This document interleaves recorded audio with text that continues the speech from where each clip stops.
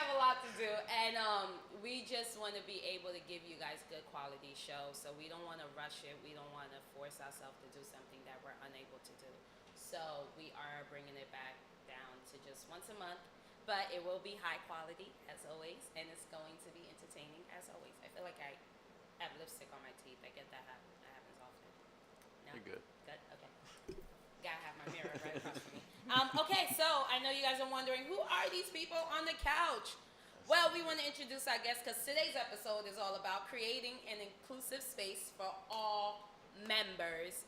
And when we mean all, we mean all. So, of course, we got to let our guests introduce themselves. So you guys are going to say your name and where you are from in terms of job. I'm Alex Francisco. My pronouns are she, her, and I'm the Director of Youth and Young Adult Services at Rockland County Pride Center. Hi, I'm Marie Mejine Antoine, and I'm an artist and community activist. Hey everyone out there, my name's Daniel Moldovan, and I'm the Disability Resource Coordinator for Rockland County, working in collaboration with the Workforce Development Board of Rockland County, Joanio Incorporated, and Rockland Works. And I'm so happy to be here. Like, this is what I'm talking about. Talk about inclusivity. So we have the Pride Center here, we have our black people here, and we have our disabled people here. We made a space for inclusive people. And the reason why we decided to do this episode, of course, June is Pride Month, yay! Woo! As well as Juneteenth, yay! Woo! And Black History and Black Music Month, yay! So much in June, right? And then school graduations and so on. So we wanted to definitely go do an episode. We could not have done an episode about inclusivity. But before we get into the conversation, we have to give a shout out to our pre-reception chef, our caterer, Creole Taste. You guys, how was the food? Outstanding. So good. So good. Unanimously. Creole Taste, thank you as always for constantly sponsoring us for our pre-reception dinners. Ashton is just still trying to get over the food a little bit. That's why he's a little quiet today. Yeah, he scarfed that down. And then, of course, we have to always give thanks because we are powered by the Paramount, of course, PAL, the community center where we at. You can see it right behind us. But thank you for sure to Lod. He is the director. Come out here. Come check it out. It's a pretty cool center. Definitely. It's beautiful. Yeah. One of our things for our guests, we take a tour with everybody as like a thing. Do you Play guys some like the tour? pickleball. And it's nothing you ever expect. It looks like a small building, but it has a huge, different layers, different levels, so many different opportunities in boxing. Right? Cool. Pickleball. Pickleball. Right? Like pickleball. It's all the rage. Yeah, right? All right, so let's get into, enough of me talking, let's get into the conversation. Of course, now, we have a couple of questions for our guests. So first, let's talk about what inclusivity is. Ashton, I'm going to stop talking. I'll let you tell us what inclusivity is. All right, let's talk about inclusivity. So the definition we have for inclusivity is the practice of providing equal access to opportunities and resources for people who might otherwise be excluded, marginalized, such as those having physical or intellectual disabilities, or belonging to minority groups. Oh, like we do. All right, so with inclusivity being the practice of providing an equal access, right? What drives the need for the conversation of even creating an inclusive space? I'm gonna start with Mejine since she's the youngest one on the couch with all of us. Okay. First thing first, before you go into it, the reason why we brought out Mejine is because we are so used to hearing the older generation tell us a lot about the Black history and Juneteenth. And Mejine is so well informed about it, and she represents the millennials and the Gen Zers. So I wanted to be able to bring someone younger to give more of a younger feel and taste on it, so we can fully understand it rather than hearing, you know, the adult jargons of, well, let me take you back to 1968. How it used to be in my day. I can't fully delve into that because, just me, I feel like always respect your elders. And even though, like, well, we're going to go into inclusivity, but I don't know. It's just being, at least in this stage, I always find, like, the conversation of, like, older generation, younger generation. I don't know. Even in that space, I always find, like, you never know what where the line is, because as you know, you guys are not the older. You know, I'm still pretty, but like, Yeah. this is still a very open space and open conversation, and intergenerational conversations are always important because, yes, you know, we may be the younger folks, but if it wasn't for the older folks in those spaces, like guiding us and even having that space open for us, we wouldn't be there. So that's just, sorry not to go into it, but like, no, because I always hear it. You know, I'm a little younger, so it's always like, you're welcome as the young person. But at the same time, it's like, yes, but this is meant to be a conversation, not just like a, I guess that's, I didn't mean to go into that, but inclusivity is about creating spaces, and I think when we're creating spaces, it's always important to make sure how are we creating access to the space, because everybody's space looks differently, their needs look differently, so it's not just that we're creating a space for all, but we're actually considering what that person needs in that moment. So that's, yeah, That's a inclusivity. good answer. You see, you have to bring Mejine on. Daniel, do you have any more to piggyback I on do. that? I do. Thank you for setting that up so lovely. I agree. It's providing the resources, and as disability resource coordinator for Rockland County, a big part of my job is connecting people to those resources to hope to make the landscape of Rockland more inclusive as a whole, for everybody, for people with disabilities and anyone experiencing a barrier to employment, anyone, just to get to know the awesome resources that are in the community, like this center here. I mean, it's really apropos that we're here and recording in a community center, because the community, it does take a village. It does. Well, Alex, give us a little more on that. Yeah, I think that my fellow guests have answered most of it, but I think that what I would like to add is that in order to create an inclusive space, we have to take awareness of the power dynamics that be, and only then can we see how we can provide access to those not benefiting from the access that the people in power are benefiting from. So I agree that That's a everything good you one. said. Benefiting from the power. That's part, the benefit of the power. What does just to piggyback to what Mejine said, creating an inclusive space that is tailored to everyone's need. What does that space, I would say, since for you being a young black woman, what does that space look like for a young black girl yourself or for that community? I think, as for black women, I think a lot of times in spaces we're not really listened to. I feel like that's where, you know, with any space, it always starts with like you listening to what the person is saying. And I think that's the first step, just listening to what black women need. And then just all over America, all over the world, black women have a habit of disappearing. Like, they'll be all in the background doing the work, and sometimes you won't even know their name because they're so used to, they're care-centered. What they care about is getting the job done and making sure everybody's provided for. But a lot of the times that means black women, we get left out, you know? And so I think that's, you know, something we all relate to. And I think as black women, I think that's usually what we're looking for in most spaces. And you're looking for a space where we're heard and we're seen. You see me? You see me? Now, Alex, what do you have to say more on the Pride community? What does that space look like for that community? Absolutely. So LGBTQ plus spaces must feel like safe enough for people not to have to justify their existence or themselves to just merely exist. Sometimes we have to carry the baggage and the burdens of the expectations and the narratives created for us by other people. Narratives. Now I'm going to jump to you, Daniel, because your community with the disabled has a lot of narratives. Absolutely. So tell me a little bit. What does that space look like for disabled?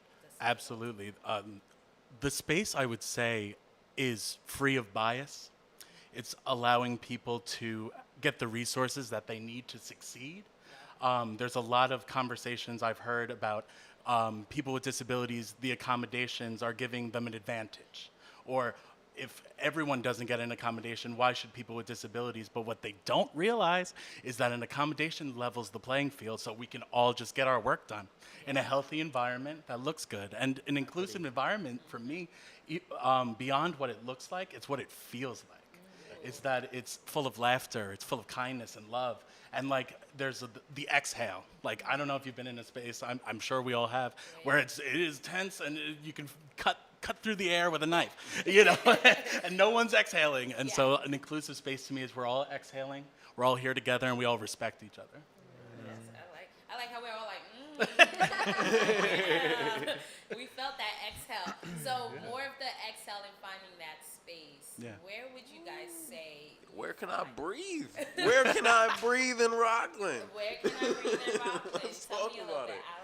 Alex. For LGBTQ plus spaces, I think that, I mean, not just because I work there, but because we are in existence, the Rockland County Pride Center has created safe space for our community. Before I worked there, I used to go in just as a community member, just to sit in space where I felt safe. Amongst people who think just like me, where I don't have to be performative in any way or have to put on any type of airs, or I can just merely exist. I feel like I'm at peace right now. Just talking about this. Now, as a black woman, Mejine, where can you breathe in Rockland County according to Ashley? Where can I breathe? I don't know. Well, I want to go into like the mountains because, you know, Rockland County, you have a lot of like where I can go into Rockland because like Rockland is actually one of those spaces that have been open. I guess that's the best way I can explain it, where they offer a lot of resources to folks. And so if you want to, like, I don't know, space of peace for black women. But yeah, I'm thinking of like hiking spots. I'm thinking of like places where I can have fun, like we would like party a little bit. Artistic spaces. So like the Gardenville Art Center has like really been one of those spaces for me. Like there's like this little cute. I don't know if this could pertain to black women, but at least for me, there's like this cute little hiking trail, like at the end of the art center, and that's usually where I like to go to find my place to breathe. And I think, at least for black women in Rockland County, we just always find community in each other. And I think that's usually where we find our safe spaces. That is true. We do find community within each other. And hiking, I'm a big avid hiker, but Me too. can't really say too many black people on that list yet, but we're getting up there. I'm not going to lie. Numbers have been rising, and I'm a hiker, and I can speak on my people. They're getting up there. We got a special Instagram page dedicated to us, so we're linking up. Yep, we got meetups dedicated to black girls who hike. Yeah. That's awesome. See, my inclusive space. I breathe. What's up with the black boy joy? I want to find out some hiking trails. Like, See, you gotta find your inclusive space. Now, for the disabled, where can the disabled breathe? Absolutely, absolutely. Kind of like Alex said, I don't want to plug, you know, just where I work, but it is worth plugging if it is an accessible, inclusive space. And so Rockland Works is the job center that I work at. It's out of Rockland, BOCES. And what I love about working there, it's something I picked up the first day that I was there. There's no judgment. There is no judgment. Since it's an employment facility and we help people get jobs, it doesn't matter what your disability is. It doesn't matter what your barrier is. It doesn't matter your work history. We're going to make it work. We're going to figure it out. And we're dedicated to making that space for you. And helping you reach your goal is my goal. You know, so that's a nice thing. And one of my goals is creating that, facilitating that inclusive space. So, yeah. And I've been hearing a lot more about Rockland Works, and I just found out that Rockland Works is like the directors are actually within their 30s. They're in their 30s. Yes. That's why we've been hearing more about Rockland Works. So, you know, the millennials, shout out to millennials, are getting that word of mouth out there a lot more. Push. Yeah. Absolutely. It's good. And I hear that everybody in Rockland Works really do care about 100%. what they do. And that's It's not just a paycheck. commercial. Yeah. Right. This I isn't actually just a really- line. You guys really do have. Yeah. See, inclusive space, Pride Center, Rockland Works. We got Garden Center. We giving you guys places, by the way. Give us our credit. yeah. Can someone please give us, I don't know, incentive affiliate marketing? All right. So, question: how do you ensure an inclusive space? Meaning, when someone comes to Rockland Works, the Pride Center, the Garnerville Art Center, if someone comes there, how do you ensure that that person really is coming for inclusive, safe space to breathe, rather than to, I guess, add more fuel to the fire? Anybody? So the way I assess a room, when I have young people who come, especially to my programming, I look at the person who is at highest risk or who is the most vulnerable in the room, and I curate it to fit them, because if it works for them, it'll work for all of us. That's a good. I like that. And it goes back to what it's like tailoring your needs. Okay, maybe I'll As they grow, we all grow. Pride takes That's right. Well, you can definitely come visit us. We'd love to have you. I got a new inclusive space.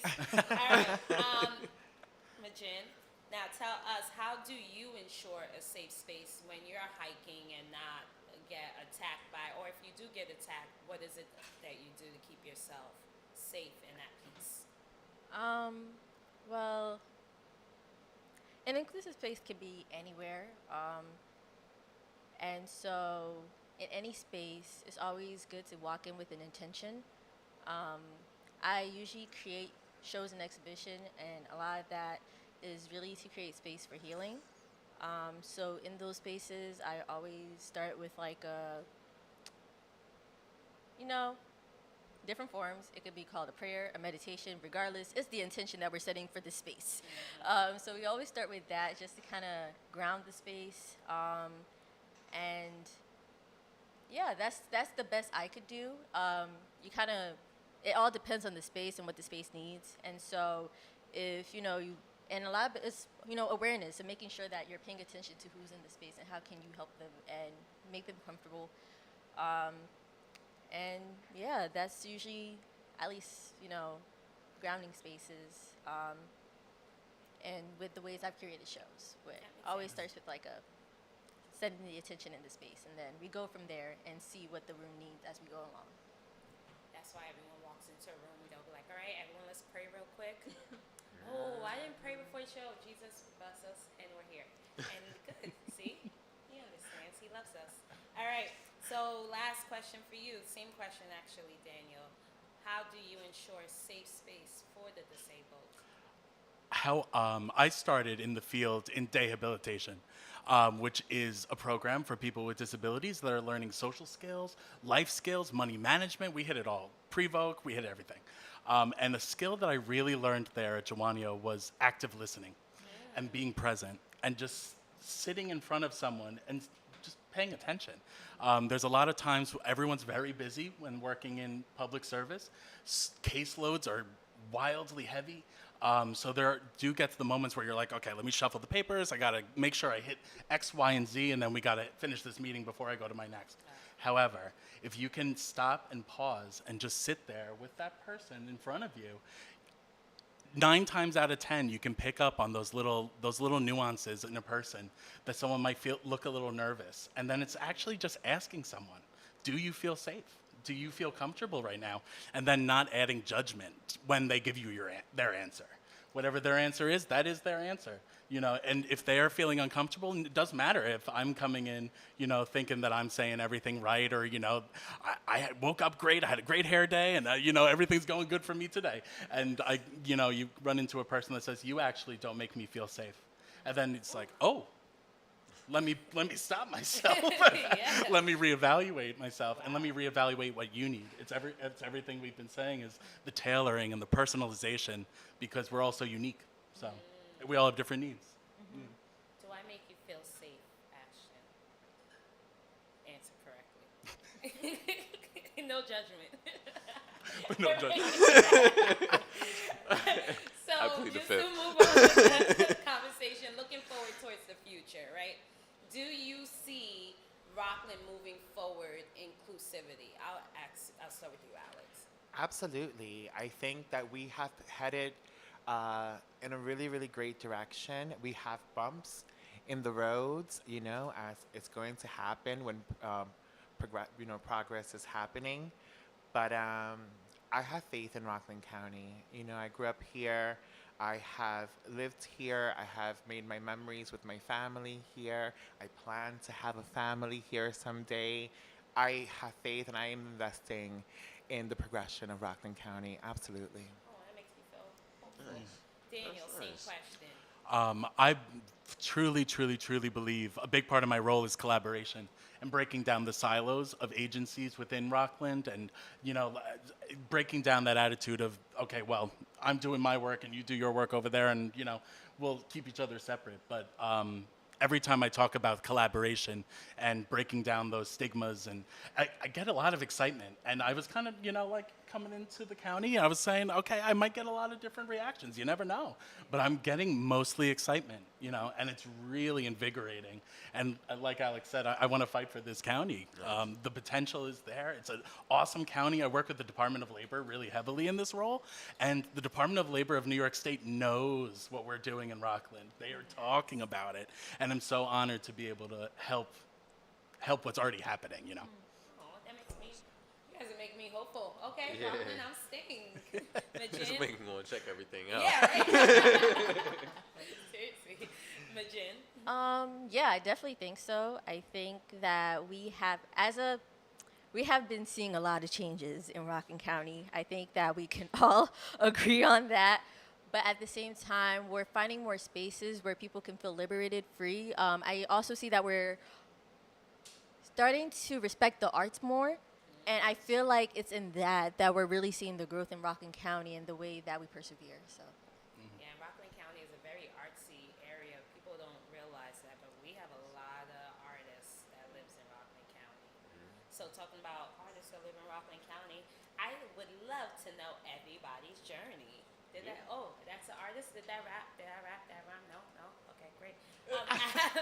Alex, tell me about your journey. How did you get here to being the position that you're in at the Pride Center? Tell us. Absolutely. So when I was a young person, I went to FIT. So I left. Yes. I left Rockland to live in the city, and I started volunteering at Gay Men's Health Crisis in the late 90s, where we did outreach to, undesirable places. I'm putting that in quotations. And we were bringing access to our community of information on safer sex and condoms and lubes. Because we were still in the midst of the AIDS epidemic, where a lot of the Black and Brown community members still didn't have access to the knowledge, the information, in order to keep themselves safe. So I did that from the ages of 17 to about 22, 23. And that pretty much, I was so young that it created the foundation of how I saw life, how I saw community. I became a human at that moment with an understanding that we are put here on this earth to give back and to help each other. And, when I was asked to create a youth program, I thought of that. I thought of the young people who I saw who were throwaways. It's one of those things that people don't really talk about, but a large part of the community of LGBTQ plus people, young people, are living in places like the Pier because their parents threw them out because of their sexual identity or gender identity. And I just never want to think of young people in 2023 having to experience that. And guess what? It still happens every single day. There are a number of young people right here in the county who find themselves with housing insecurities purely based on their sexual orientation and gender identity. So yeah, that's definitely going to keep me doing this work for a very, very long time. As long as I can provide access to a thriving community, then that's what I'm going to do. I'm tired of just survival. Like, we are too magical to just survive. Like, I want us to live our actual best delicious lives. Yes. I love that. Yes, we don't survive, we thrive. Yeah. Well, I'm coming at you all day. Daniel, give me your story. I love your story. I know it, by the way, but tell us Yes, your we got coffee one day. Yes. We talked I about have a it. new coffee spot, by the way, you guys. I'm not going to say it because they didn't pay me my advertising fee yet. But Soon. soon. But I grew up on Long Island, New York. I'm a theater kid. I'm an arts kid myself. I'm a singer and all that. I grew up in the arts, and that gave me really my foundation for expressing myself, and really exploring what it means to be me beyond my gender, beyond, who I am and, what society puts on you. So I got that really early on, and which was really lucky of me. I went to High Point University in North Carolina, and I graduated with a BA in theater and a BS in psychology. And I had a fight for that crossover because people didn't feel like there was crossover in theater and psychology. I don't know how, but people still felt that way. But that was part of advocacy. I realized, now I look back and I say, wait, I actually stood up for myself and kind of said, no, I do want this. And I realize I do that now. I do that now in my current role. I've always been for advocacy. You can't really tell right now, but I'm a very tall man. Yeah. So I kind of use that privilege to my advantage, and I help people and put myself in spaces that I was telling Alex, I luckily got to speak with the youth of the Pride Center, and I was saying that there are aspects of this job that still scare me, that I'm still willing to go in, and I'm happy I'm the person that gets to do this work. Like I said, I started at Jawanio in the Day Hab program in Yonkers, actually, where I live. And now I cross the Hudson and I work in Rockland, and I'm starting to fall in love with this county too. And the opportunity presented itself to be part of a really cool initiative called the New York Scion Initiative. It's part of the Department of Labor. And I'm the Disability Resource Coordinator for this awesome county. And I get to hear the other people that have my job around the county. There's supposed to be one of me in every county. Some people cover multiple counties. But I hear the problems and I hear the stress, and I'm just thankful, honestly, because I get to work on the teams I get to work with. I get to work for the people of Rockland County and provide those resources. And you will always see me, if you catch me in the community, with a smile, and everyone's like, Dan, how are you always so excited? You're always just like so bubbly and happy. You must drink a lot of coffee, which is also true. But I am excited. It's genuine, because I'm so honored to get to work for this community and put that advocacy into action in a way that I haven't before. So, yeah, Yes. That's a little bit about me. I know I'm here that- for it. Right? I'm Like here the for it. genuinency for sure. You like were- action. I do. He's about action. Yeah, I'm gonna call him later. Make connections. You see, That's amazing it. stuff. That's it. Now, Mejine, we know your story, but we want to hear. The world wants to hear your story. Talk to us. So I guess for my story, it starts in Haiti. I was born there, and I came to the U.S. in 2005. And so being born in Haiti, even though I was young, you're all like able to see the difference in the ways Black people are treated in America. And then also kind of seeing how we're isolated as people. Like in Haiti, you have a strong sense of community, but even though there is a sense of community, there's always tactics, different things, different motives used to interrupt spaces, to separate people, to break apart communities. And then being from Spring Valley, we saw that a lot growing up. And so that's really a big part of my story.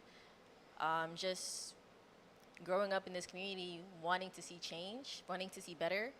And finding different ways to really do that. I went to Rockland Community College, where I studied sociology, and that's really where I had my first, living in Spring Valley, you get to see the dichotomy of people and how they interact with each other, and what does it mean to be in a society, and how do people actually get socialized. And so after that, I went to the City College of New York. Even before I went there, I love research. I love to study. I love to learn. And so way before, and I was I was a sociology major, and I was like, where do I go where I can actually learn about people? And I chose City College because it was one of the only schools that had where minorities were the population of the school. So I was I feel like if I actually want to learn about people and be surrounded by people who's actually gonna help me understand folks more, this is where I have to go to. It was in the middle of Harlem, I was my best life. But That's how you know someone's living their best life. but yeah, so there again, I was just really learning and training about, because I knew at the end of it, I was always gonna go back home, because a lot of the things I've learned in sociology is that you always start local. You start on the local level because whatever the changes that happen in this community really expands to like the larger.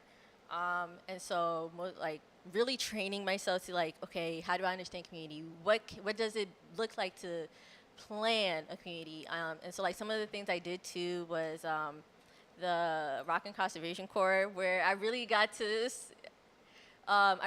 learn about the different offices, how you build like the parks and trailers. Like you go, like it really went into detail about like how you build a community. And so right now, this is where I'm at. I graduated last year, and so I really just see myself as a community organizer.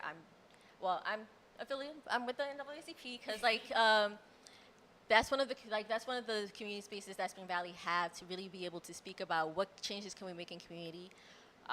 But in between then, I plan, again, a lot of art shows, a lot of spaces. I just see what I could do and try to do it. I guess that's the best way I can explain it.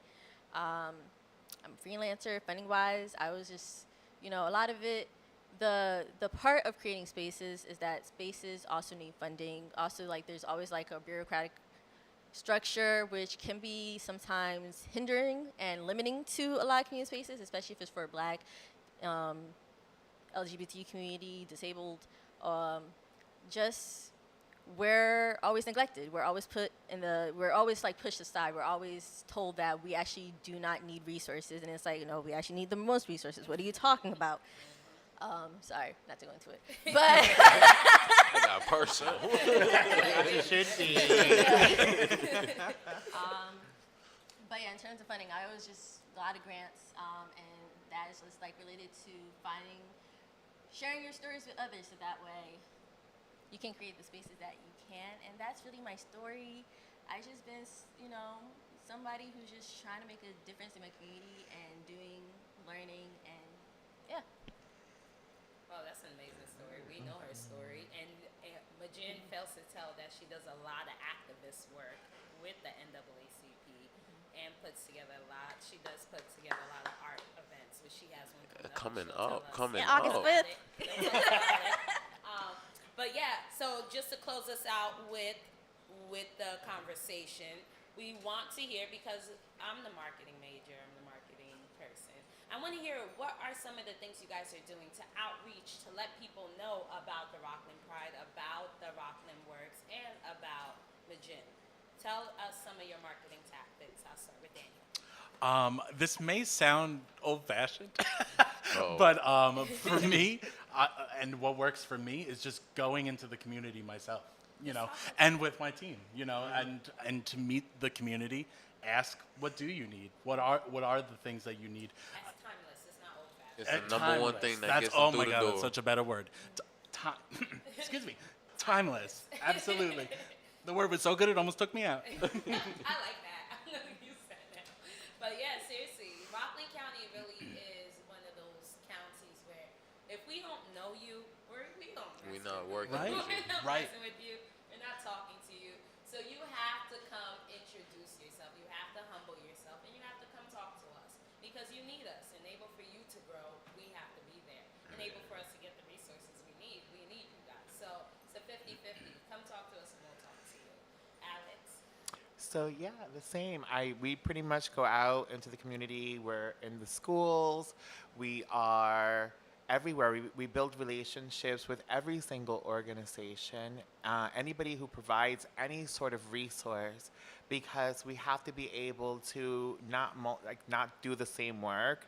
You know what I mean? So if somebody's doing like people to people, we're always referring people over to people who are food insecure. If somebody's having issues at home, DSS already does that work. If somebody's experiencing gender-based violence, CSC already does that work. So we make sure to take all of the resources that are built in our county and use them to their best capacity. And it usually is, who's my point person over there? Let's make that phone call. And then, having people see us all the time. I think that's, I could be at the mall. I could be at the laundromat. People are like, aren't you Pride Center? I'm like, uh-huh. I went to lunch with her. First day I met everybody that walked by. Oh my God, Alex! And she's like, hi, sorry. Yes. I was like, oh my Everybody just knows her. Yes, you are well known in the community, and we thank you for making that a point to make yourself Thank you so visible. much. Now, Majin, tell us about how you get your artwork and your art events out across the county. Um, I mean, I mainly use social media. So we have an Instagram page, Beyond XRT, which we use a lot to highlight events in the communities and what we're pushing out and what we're coming up with.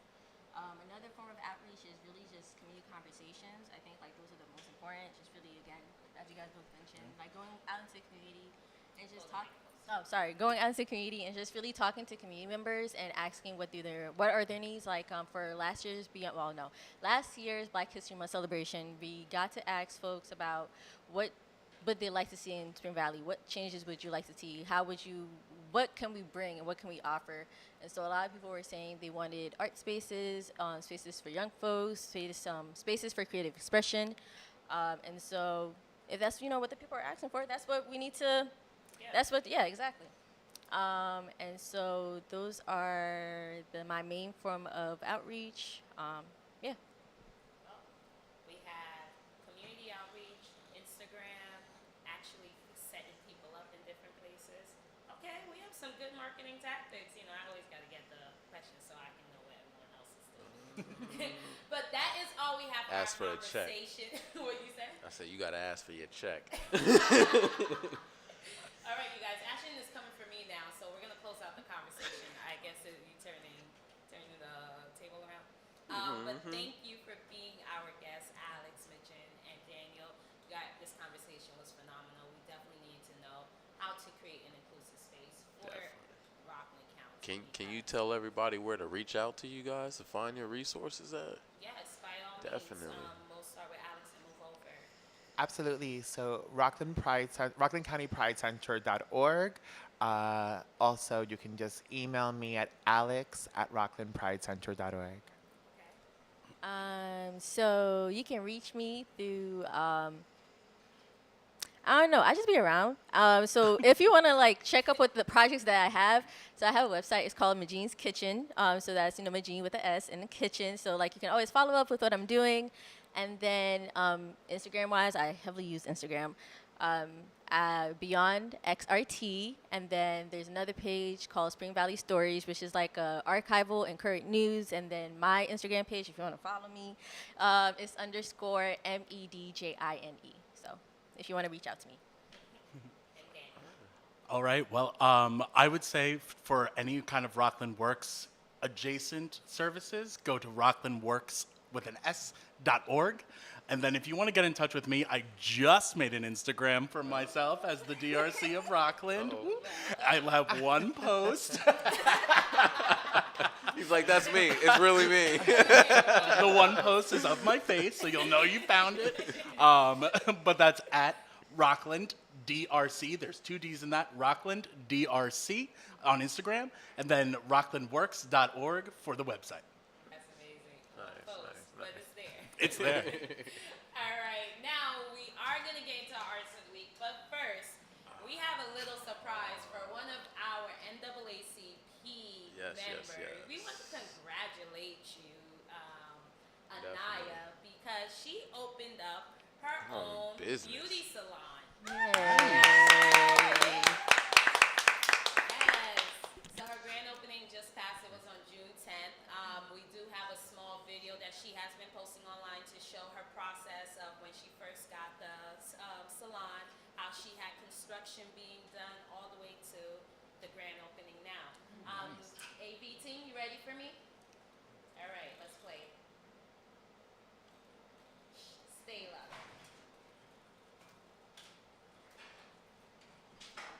Y'all forgot her mother. Oh, her mother's name is Samantha. Oh, thank you.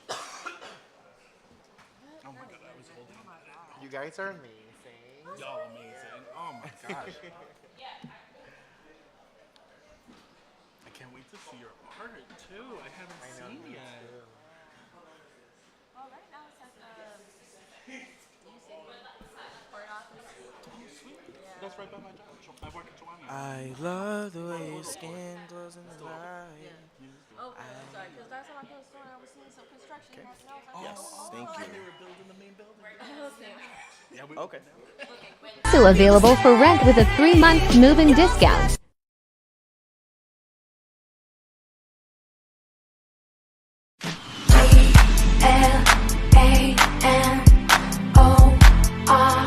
Lanorous, yeah.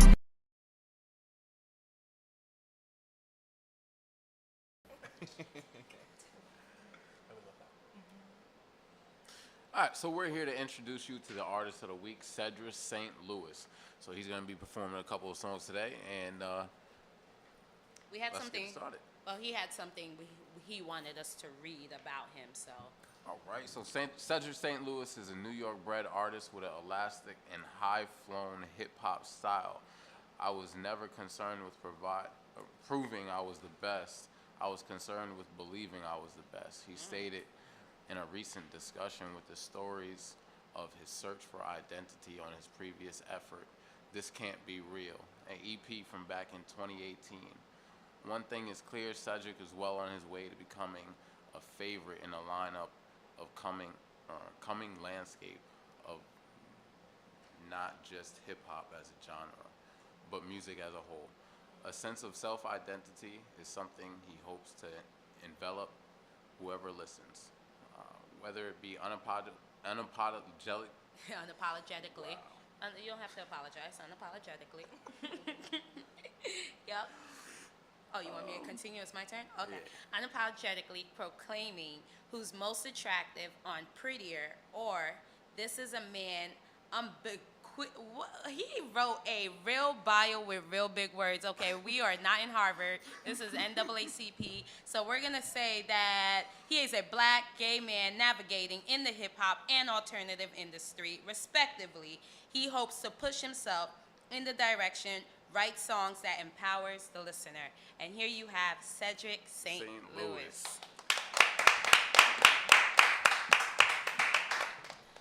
Hi everyone, I'm Cedric St. Louis, and I'm going to be performing my song Anomalek off my very first EP on streaming, This Can't Be Real. Enjoy.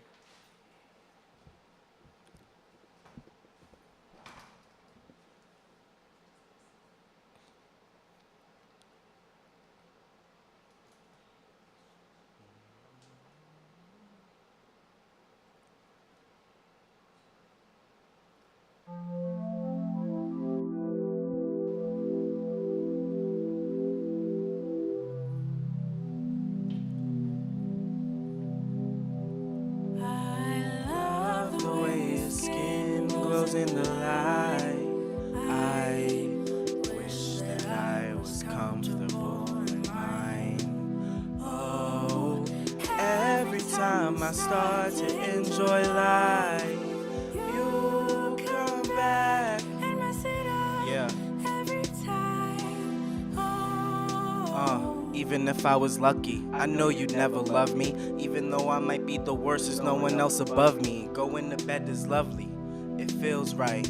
Living in a world with your approval feels nice. Smiling thinking that you might care. Every time I wake up I step into a nightmare. The biggest present, your presence, but lately I haven't seen it. Instead of looking, I've been recreating it in my dreams. It seems I'm living a lie. I wish I knew the day I died, maybe then I would try. But what's the point of all the work if it could all go to waste? But if I knew the day I died, I'd just be counting the days till I face death. The one to ruin lives, I've ruined mine. I have nothing to do with yours. You're the one who made me like this, in your image and likeness. So what if I did? Don't judge me for what I've done. Don't crucify my sins. Closing the light, I wish that I was comfortable in mine. Oh, every time I start to enjoy life, you come back and mess it up every time. Oh,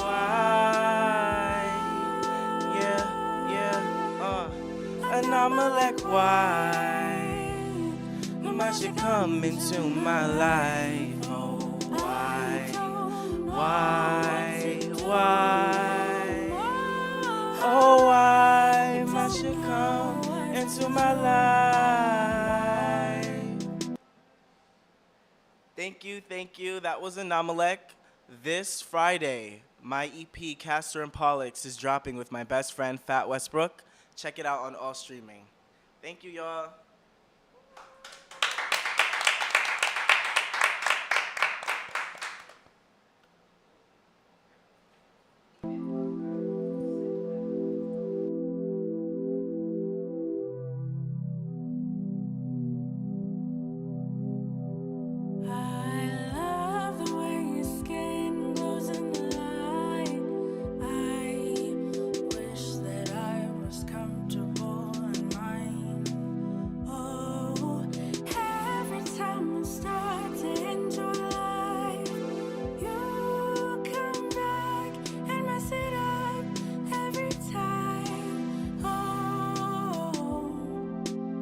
I know you never loved me. There's no one else above me. Your approval feels nice. Nightmare. Presence.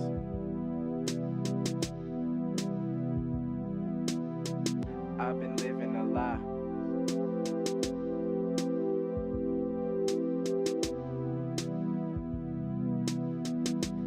On the days till I face death. I've been the one to ruin lives. I've ruined mine. I have nothing to do with yours. You're the one who made me like this. In your image and likeness. So what if I did? Don't judge me for what I've done. How was that? Amazing. Right? That was dope. So we finally getting the audio and stuff. Our performance Back. before was we were getting a little choppy, but we're getting hang of We it. back. third We episode. back. We back. We back. So we're going into current events. Ready to see what is going to happen for the next 2 weeks? AV Let's talk team, about let it. me know when you're ready, my guy.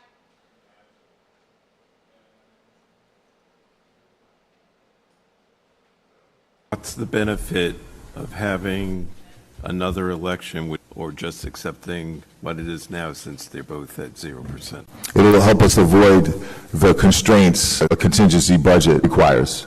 So, for instance, some things we need to fix in some of the buildings.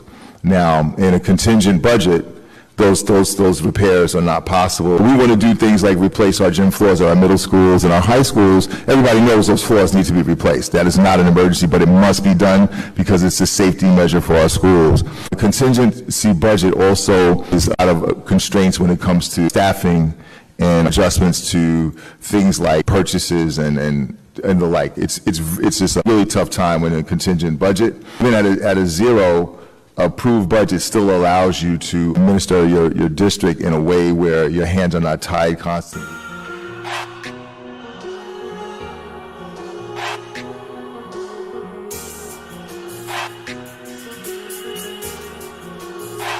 What's up, guys? As you guys know, we have Ballin' for Unity coming up June 24th at 2 p.m. at Memorial Park.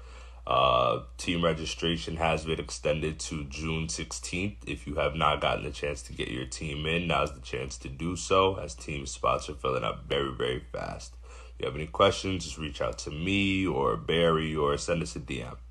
Bring your best group. Let's hoop. Let's get it.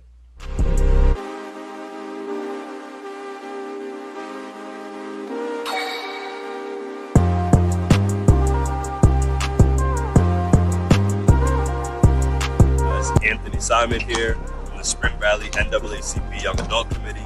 I am a co-chair of the Sub-Civic Engagement Committee. Please come out to support us on June 24th at 2 p.m. for our Ballin' for Unity basketball event right here at our Memorial Park. As you guys know, we are putting together an event to promote the unity of our community. All funds raised in this event will go towards the newly developed Neighborhood Heroes Scholarship. Come out and ball with us in support of the community. It's gonna be great. We're gonna have a great time. Come, let's hoop. Bring your best group. Let's get it. If you are interested in participating, please click the link in our bio for more information.